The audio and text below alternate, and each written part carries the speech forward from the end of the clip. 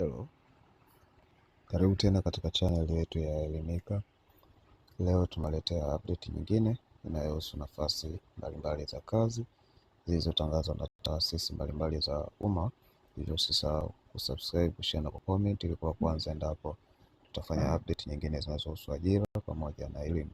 Kama tunavyoona, hili ni tangazo ambalo limeandaliwa tarehe 28 Disemba na kuwa published tarehe 29 Disemba 2025 katika tovuti ya ajira portal. Kwa wale wote ambao wanatafuta ajira, basi wanaweza kudownload PDF hii na linki ya kuweza kupata PDF ya tangazo hili la kazi utaipata katika description.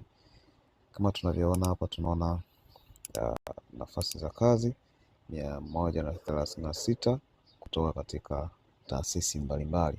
Kama tunavyoona kwa kifupi hapa, kuna IAA, tunaona kuna TAA, tunaona kuna COSTECH, tunaona kuna NECTA, na tunaona kuna TAI, tunaona kuna TLSB, tunaona tuna NACTIVATE, tuna PSRS.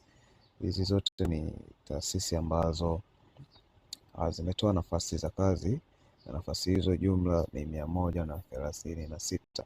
Kwa hiyo kwa wewe ambaye una sifa, basi utasoma vigezo na masharti ambavyo unapaswa kuzingatia, na baada ya hapo utafanya maombi. Kumbuka kwamba maombi yote ya nafasi hizi za kazi yatafanyika kupitia mfumo wa ajira portal.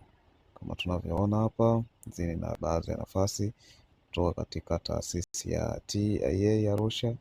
Tunaona hapa, kwa utaangalia post, utaangalia number of post, utaangalia na nafasi ambayo inahitajika, utaangalia qualification na experience.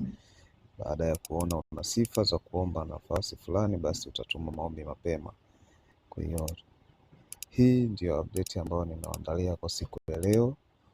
Kwa hiyo unaweza ukadownload PDF hii kama nilivyokueleza, link nitaiweka katika description ili kuweza kupata PDF na kuisoma mwenyewe taratibu.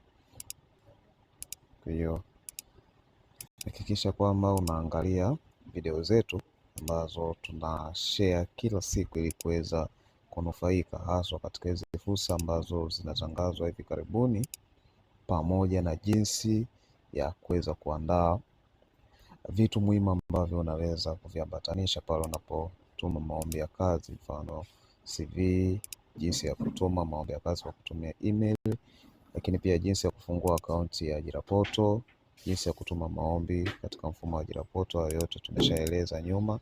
Unaweza kutembelea chaneli yetu na kufungua upande wa video na kuweza kuangalia baadhi ya video ambazo tumeelekeza mafunzo kama hayo.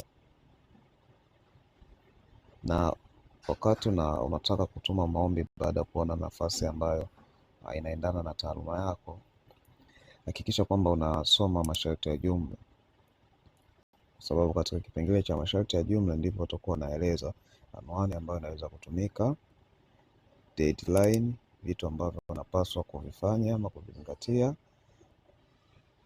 ili kuweza kupata nafasi ya kuitwa katika interview pasipokuwa na shida yoyote ile. Na mara nyingi masharti ya jumla yanakuwa yako mwisho, yanakuwa katika zile pages za mwisho. Kama tunavyoona, ndio masharti ya jumla yanakuwa katika page ya mwisho. Naona hapo general conditions, utasoma vizuri hapo. Baada ya kusoma vizuri, basi utaweza kutuma maombi. Naona hapa anwani tumeelekezwa hapa ni hiyo, na mwisho wa kutuma maombi ni tarehe 11 Januari.